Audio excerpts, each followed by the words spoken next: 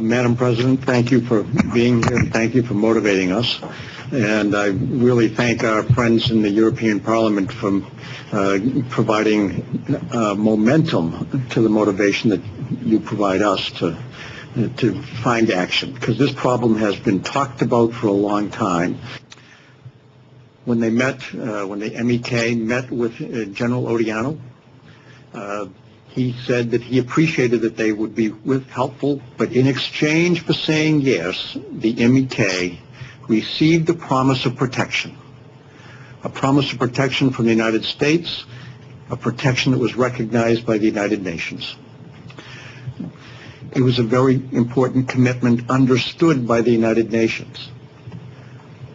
Unfortunately, the United States and the United Nations did not keep their end of the bargain.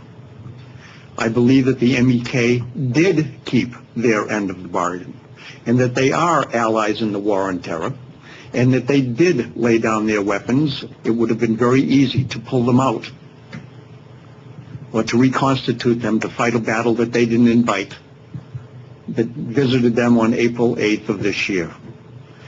The evidence that we have seen of that attack on April 8th is undeniable. But the evidence is undeniable. And it is embarrassing to sit here and say that happened after a promise had been made. I'm also embarrassed because good people, strong people, who have not asked for help, they've only asked for protection, did not have that protection when they needed it most.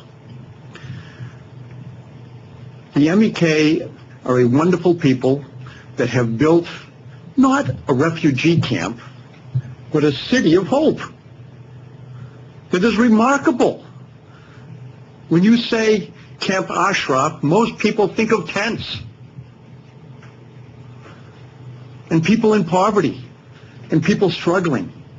But Camp Ashraf is a vibrant city with schools and hospitals and educated people, 3,400 people, productive, adding value to their people and adding value beyond the community of Camp Ashraf.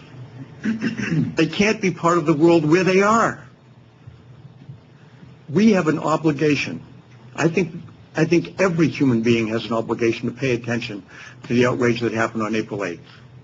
I think the United States has an obligation to feel guilty that their promise of protection wasn't kept, even when the obligation was transferred legitimately to the Iraqi government. But the Iraqi government did not meet any of their obligation. So we're calling attention to the challenge. We do have a moral obligation as a people. I think I have a moral obligation as an American to call attention to the problem and help to better understand the solutions. And again, the solutions will not be easy. And I compliment Representative Stevenson for the solution that you put forward and that the European Parliament has called attention to. But it's an important solution that should be considered. So I'm proud to be here. This is an interesting gathering of people with some pretty phenomenal titles. We have presidents and lords and generals and representatives and governors and ambassadors, and we have professors. But the truth is there are 3,400 real live people who are good and are part of the solution that are denied a chance to be a bigger part of greater solutions that the world desperately needs. So I say, call attention to the problem. The media, where are you? Policymakers, where are you? The MEK is not a terrorist organization anymore, and they haven't been for a long time. Delist them. Thank you very much.